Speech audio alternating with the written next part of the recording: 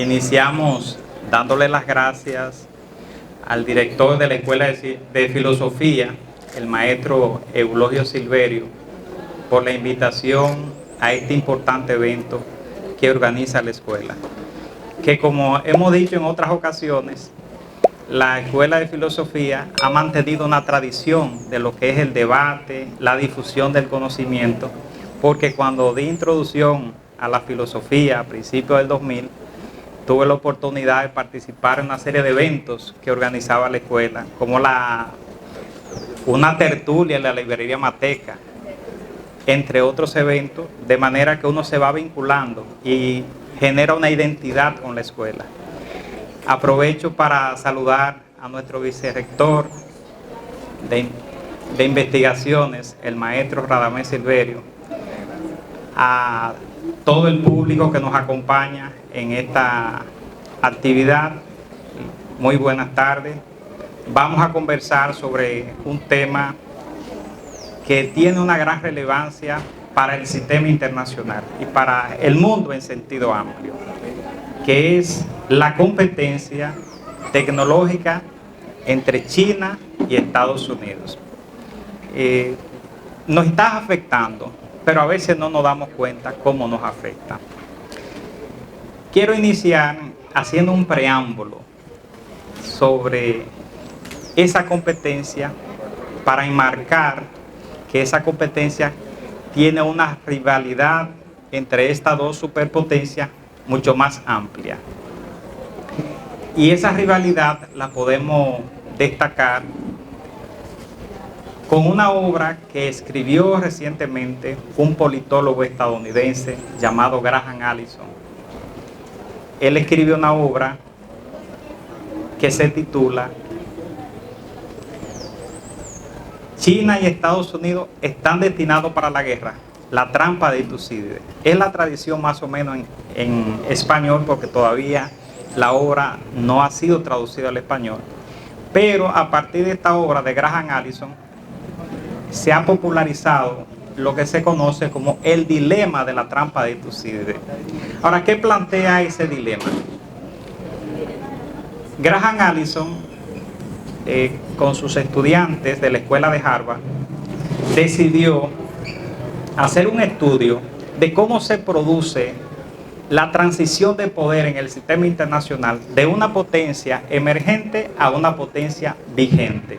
En este caso, ¿cuál es la potencia emergente en el mundo actual? ¿Cuál es? China es la potencia emergente y Estados Unidos la potencia vigente. Entonces, ese proceso de rivalidad que se genera entre la potencia emergente y la potencia vigente es lo que estudia Graham Allison y hace un proceso de los últimos 500 años. O sea, cómo se dio la transición del poder de una potencia emergente a una vigente en los últimos 500 años. ¿Qué descubrió? Que en 16 ocasiones se han dado transición de poder de una potencia emergente a una vigente, y que en 12 ocasiones ha sido mediante la guerra. El conflicto bélico es lo que ha determinado la transición del poder. Solamente en 4 ocasiones la transición no ha sido por un conflicto bélico. Pone el ejemplo en el siglo XVI de España y Portugal. Cuando Cristóbal Colón llega a América, se produce un cambio de poder. La principal potencia en Europa era Portugal. Era la potencia que controlaba el dominio de los mares.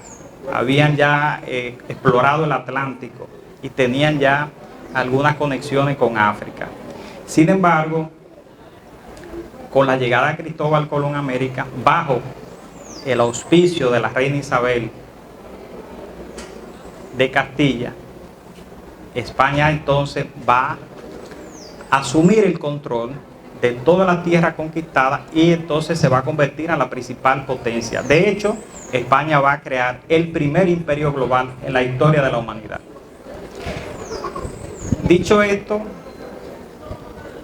ahí observamos que se produce esa transición de España, que cede el poder que posee, de Portugal, que cede el poder que posee a España.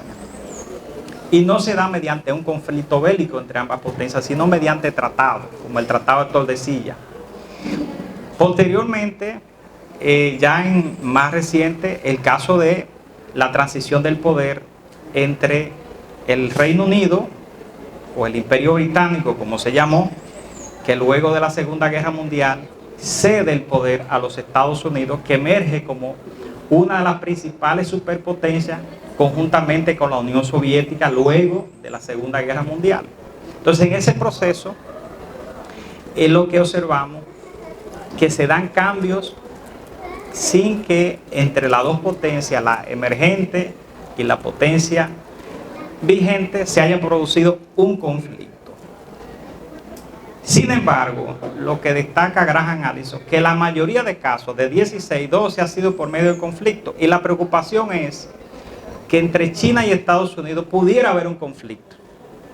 Y por eso él escribe esta obra, para llamar la atención a los líderes, tanto de China como de Estados Unidos, para que eviten el conflicto. Ahora bien, en el caso de China y Estados Unidos, observamos que hay una competencia en el ámbito económico, político, militar y tecnológico. Entonces, en este caso, que es el último, es que nos vamos a centrar mayormente en este conversatorio, en el ámbito tecnológico. Pero es importante ambientar cómo se ha dado ese proceso. China y Estados Unidos, luego de la revolución de 1949, no tienen relaciones diplomáticas, porque Estados Unidos no reconoce a China en ese momento como un Estado, sino que mantiene el reconocimiento, luego de la revolución de 1949, de Taiwán como el representante legítimo de la República de China. Porque quien gobernaba la República de China era Chiang Kai-shek, pero fue derrocado por Mao Zedong en 1949. Y Chiang Kai-shek decide irse con los funcionarios y más de 3 millones de chinos a la isla de Taiwán. Por eso fíjense que el conflicto que hay con Taiwán viene de ese momento. Estados Unidos siguió reconociendo a Taiwán como el representante legítimo de la República de China. Desde 1949 hasta 1971. En 1971,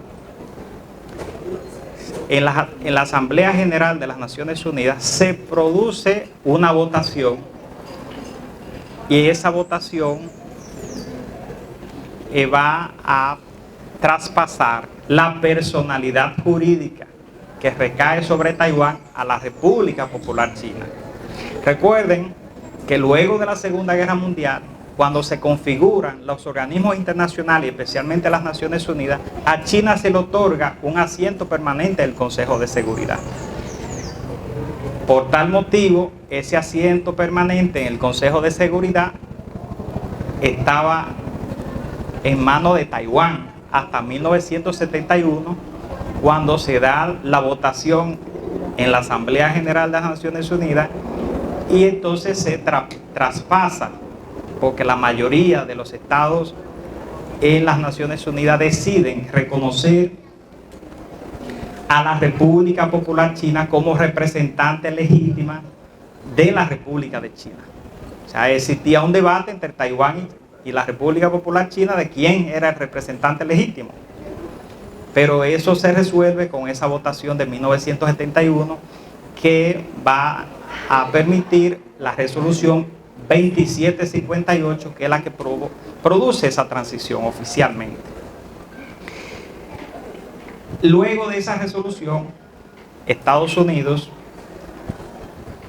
y China mantienen un proceso de acercamiento. Claro, inicia antes, fue un proceso que inició por el lado de Estados Unidos, Henry Kissinger, primero como asesor de seguridad nacional y luego como secretario de Estado, y por el lado de China, el diplomático Zhou Enlai. Estos fueron los artífices del acercamiento entre China y Estados Unidos. Y ese acercamiento permitió que en 1979 Estados Unidos estableciera relaciones diplomáticas con China.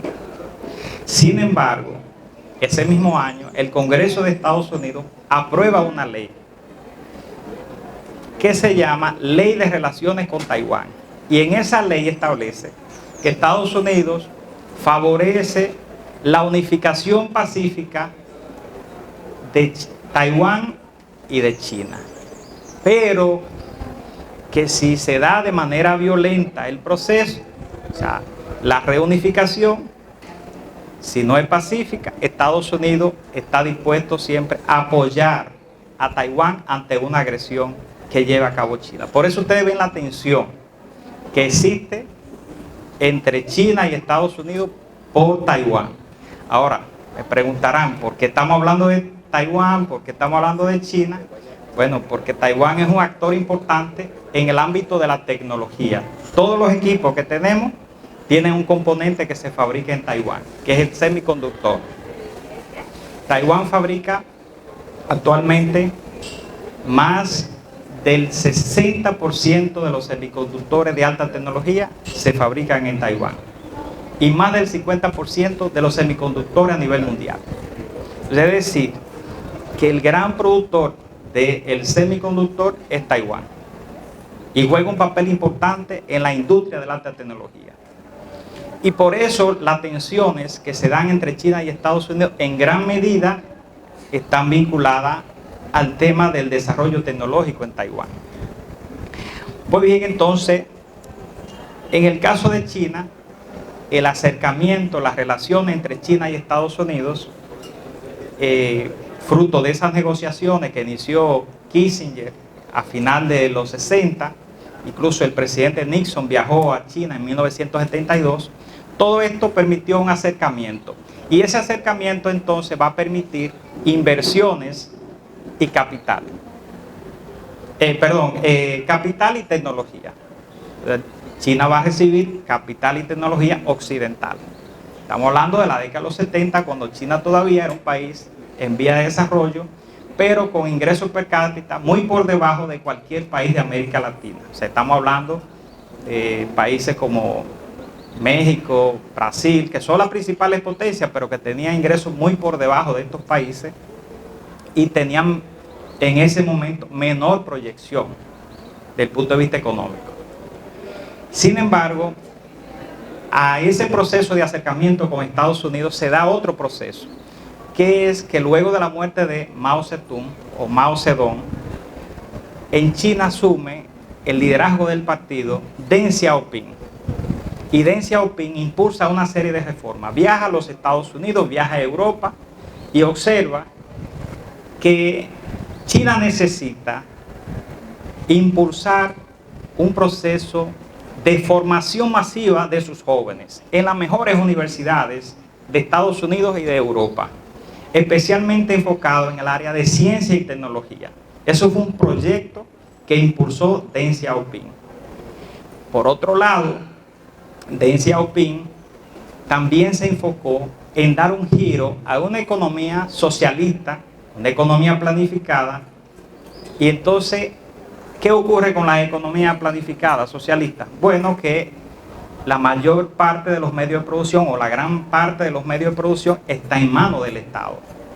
Entonces, ¿qué hizo Deng Xiaoping? Nos vamos a permitir que los agentes privados puedan invertir e impulsar el desarrollo de China.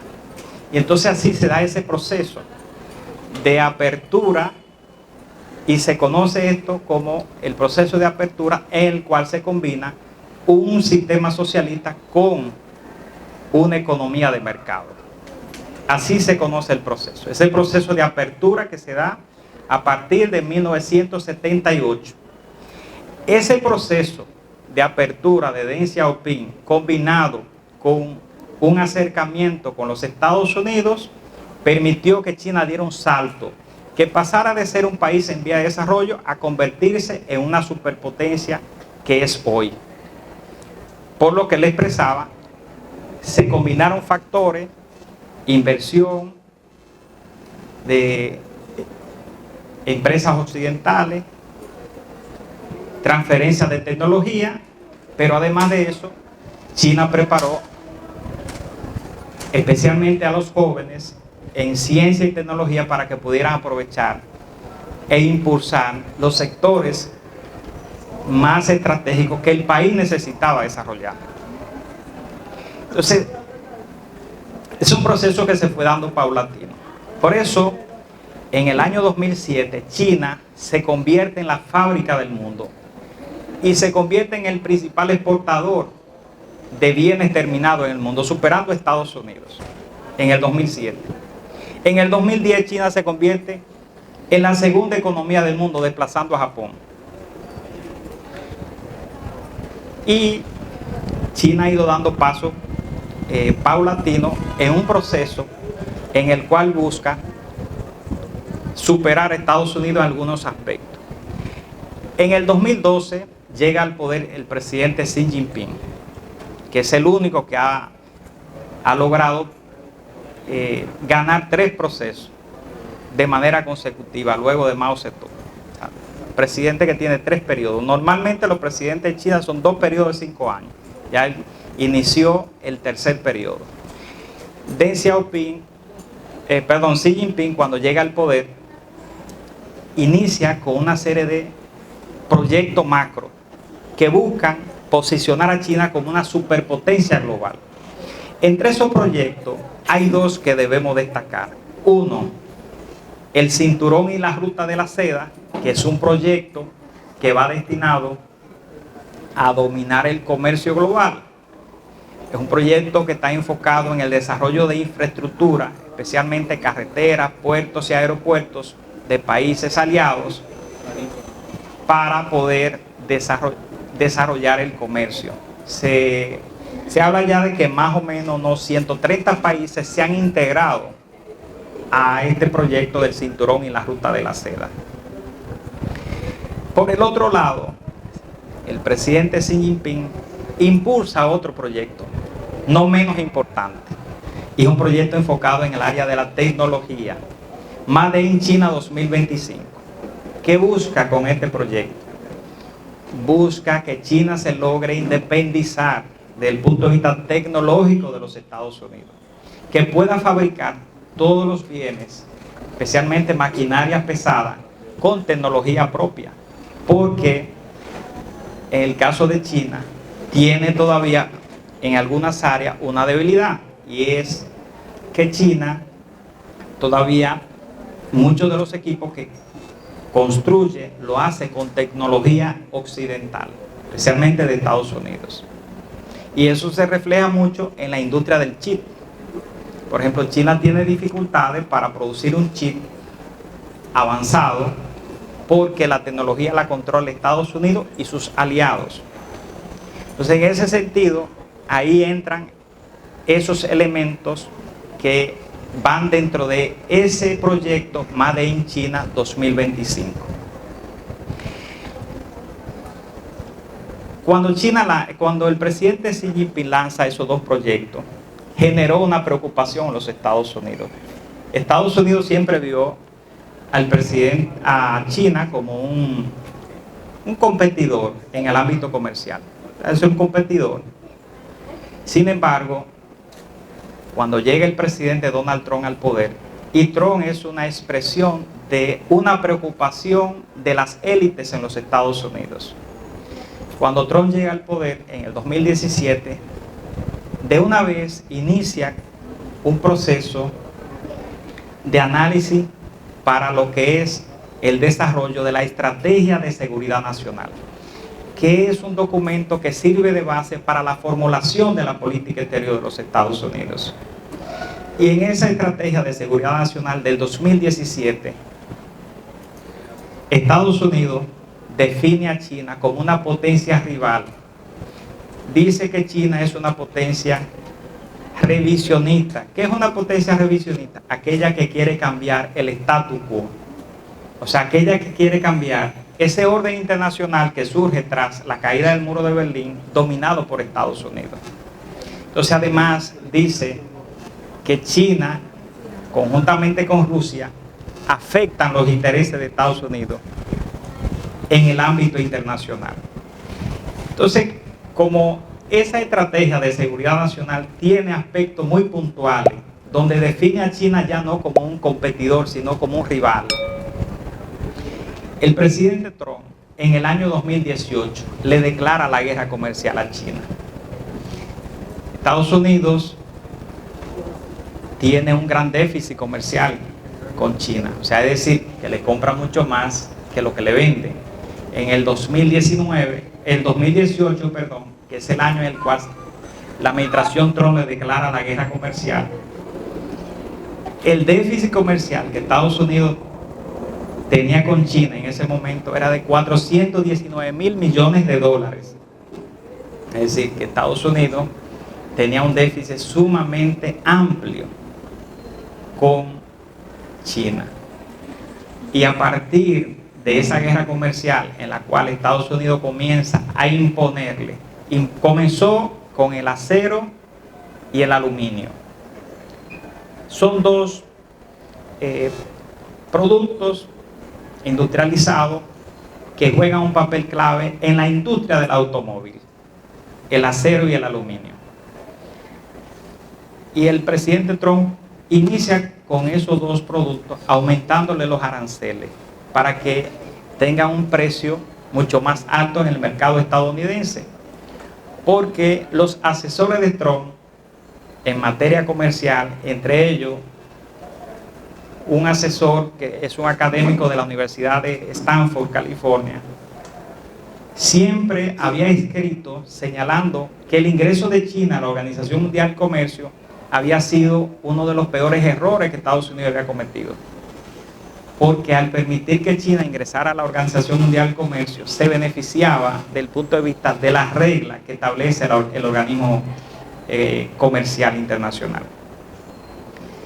Por tal motivo, asesores como Peter Navarro fueron los que impulsaron esa guerra comercial con el objetivo de frenar a China en algunos sectores. ¿Por qué entran con el acero y el aluminio? Porque el acero y el aluminio, en el caso de China, especialmente el acero,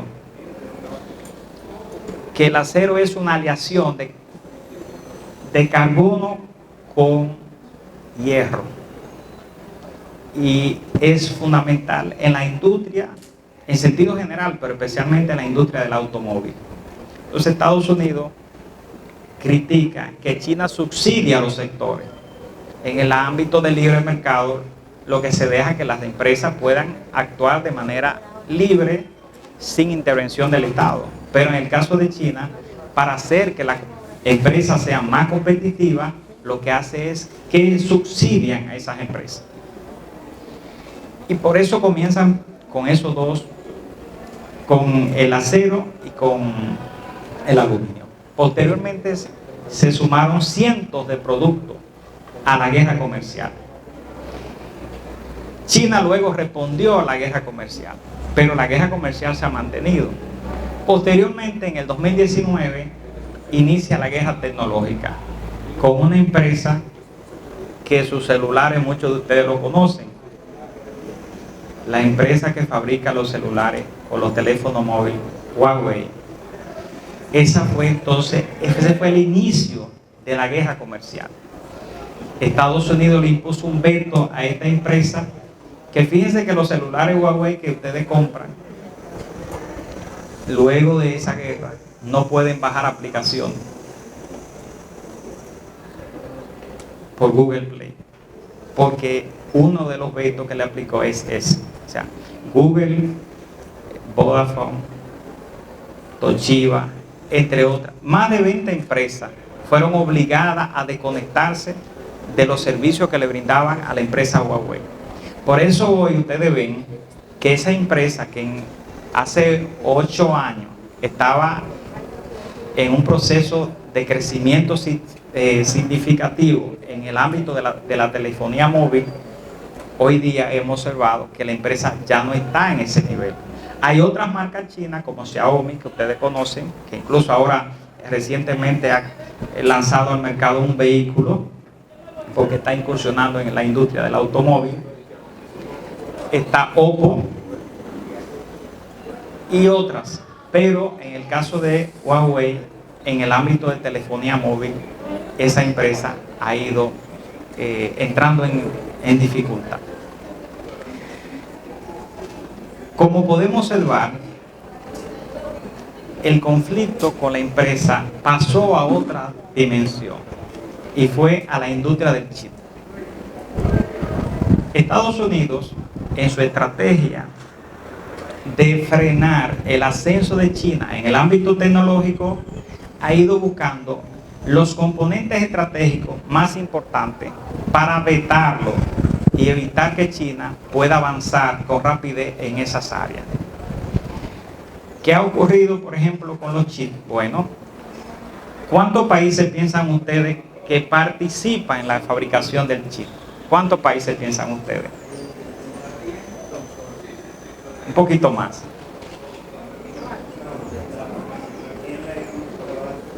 Más o menos unos 7 países, 8, participan en la fabricación del chip. Es decir, que entran en cualquiera de las dinámicas de lo que es el diseño, la fundición y el ensamblaje, que son los 3 procesos más importantes que tiene la fabricación del chip. Ahí comenzamos con Estados Unidos, que tiene el diseño. Luego entran países como Corea del Sur, Japón, que participan en el proceso de fundición, y por supuesto Taiwán, como les decía, que es el gran fabricante mundial de semiconductores o chips. Taiwán es un país clave en el mundo en la fabricación de semiconductores. Hay un país en Europa que, aunque no fabrica el chip directamente, tiene una máquina que es donde se produce la litografía. O sea, se hace en la placa se fija los puntos para poder crear el chip. Ese país se llama Países Bajos, que comúnmente lo conocemos como Holanda. Tiene una empresa que se llama ASML, y esa empresa fabrica el 90% de las máquinas que desarrollan la litografía. Ahora, ¿qué ha hecho Estados Unidos? Le ha pedido a todos sus aliados que no le exporten a China ese tipo de tecnología para que fabrique sus chips. O sea, fíjense cómo Estados Unidos ha ido buscando formas de bloquear a China en cuanto al acceso. Ahora bien, ¿qué ocurre? Que China ha hecho su propio esfuerzo. China está invirtiendo cientos de miles de millones de dólares para poder desarrollar su propia industria del chip. China tiene una empresa que se llama SMIC, Semiconductor Manufacturing Corporation International. Esta empresa, conjuntamente con Huawei, han fabricado un chip de 7 nanómetros. Eso es lo que se ha publicado. Esto ha generado incluso Estados Unidos, y bueno, en Occidente en sentido general, generó sorpresa que China pudiera fabricar un chip de 7 nanómetros, porque lo que se pensaba era que podía fabricarlo de 14, porque Estados Unidos, de una u otra manera, lo que ha querido es que China pueda fabricar chips, pero no tan avanzados, para que no logre dar el salto. O sea, quiere mantener en un proceso más lento en cuanto a su desarrollo, pero China avanza. China tiene 2 factores: tiene el capital y tiene la mano de obra, que ahora Estados Unidos, con la empresa taiwanesa TSMC, Taiwan Semiconductor Corporation Company, ha ido a Estados Unidos trabajando con esa empresa y con su empresa que ha sido el símbolo del desarrollo del chip en Estados Unidos, Intel, para que la producción del chip lo lleven a Estados Unidos. Por ejemplo, en Arizona se habla de que Estados Unidos pudiera tener una planta de TSMC, de la empresa taiwanesa, a partir de 2026 o 2027. Pero hay un problema que tiene Estados Unidos. La Asociación del Semiconductor en Estados Unidos plantea que Estados Unidos necesitaría más de 100.000 jóvenes especializados en la industria del chip, porque no tienen la mano de obra suficiente para impulsar la industria internamente. Ahora, ¿por qué Estados Unidos no fabrica los chips? Porque cuando se da el proceso de globalización, Estados Unidos decidió, y lo hicieron otras potencias occidentales, relocalizar la producción, enviar la producción a otros países para que sus empresas fueran más competitivas en el mercado internacional. Pero resulta que, como decíamos anteriormente, se ha ido generando un conflicto geopolítico entre China y Estados Unidos, y ahora Estados Unidos tiene una preocupación con su seguridad nacional, porque si mañana se produce una guerra en Taiwán, la economía de Estados Unidos se paraliza, porque si no llegan los chips, no pueden fabricar teléfonos, automóviles, televisores, aire acondicionado, etcétera. Es decir, todo lo que se fabrica hoy tiene un chip. Por tal motivo, paralizaría la industria estadounidense si hay un conflicto en Taiwán. Por eso Estados Unidos está muy preocupado con el hecho de que no tiene la capacidad de producir sus necesidades en el ámbito del chip. Entonces, por eso han surgido unos conceptos recientes, que ahora el presidente de la República hace unos meses, en una de las semanales, que es el encuentro con la prensa, habló del nearshoring y friendshoring. Estados Unidos, a medida que la rivalidad con China aumenta, ha ido planteando que necesita trasladar la producción de bienes y servicios a países amigos. Para ahí viene el friendshoring, o sea, producción en países amigos, y el nearshoring en países cercanos. Entonces, por eso, hace unos meses, Estados Unidos reunió a todos aquellos países de América que tienen acuerdo de libre comercio con ellos. Y ahí se da la cumbre para la prosperidad de las Américas, la cumbre APEC, con el objetivo de que los países puedan asumir parte de la producción que ya no quieren tener en China. Por eso, en el 2023, China tuvo una de las inversiones extranjeras más bajas de los últimos 40 años, porque Estados Unidos ya no quiere invertir en China, porque tiene una preocupación desde el punto de vista de su seguridad nacional. Porque a China, como le dije al principio, Estados Unidos lo ve como una potencia rival.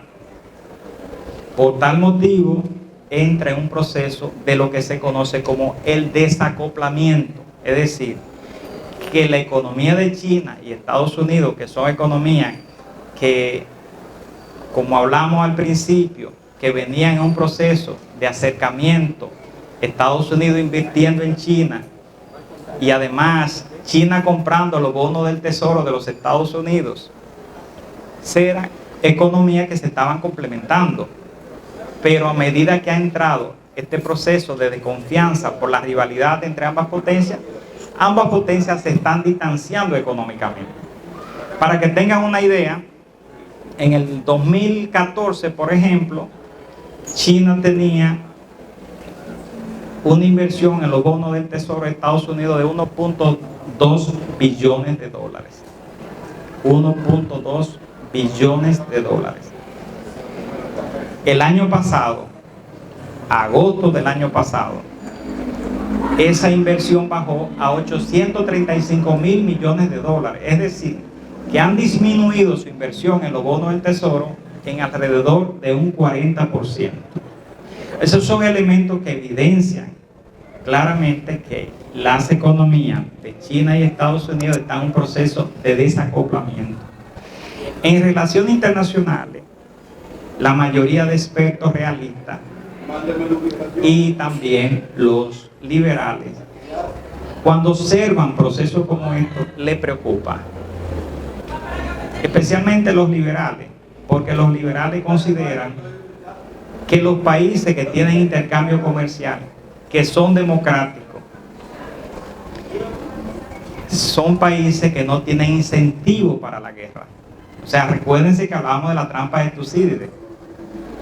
Si China y Estados Unidos se desacoplan, son dos países que pudieran estar mucho más propensos a entrar en un conflicto.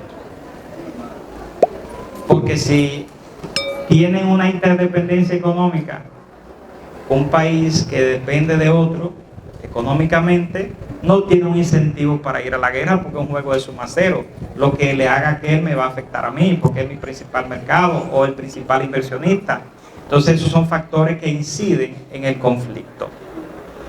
Por tal motivo, estos elementos que estamos viendo en el comportamiento de China y de Estados Unidos para el mundo no es halagüeño. Pero además hay que destacar, por ejemplo, autores como John Inge Bekkevold, que es un noruego que se ha especializado en estudios chinos.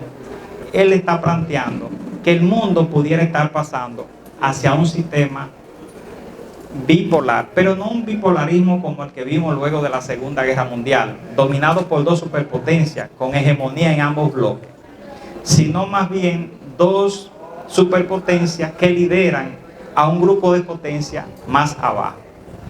Entonces, estamos viendo que Estados Unidos lidera a la potencia del G7 y el resto de Occidente, mientras que China estaría liderando a la mayoría de los países del BRICS y otros países de África y Asia, y algunos de América Latina. Esa es la dinámica que se está configurando en el mundo de hoy. No es que el mundo tenemos un sistema internacional que se haya ya acoplado, es un proceso de desarrollo, pero vamos avanzando en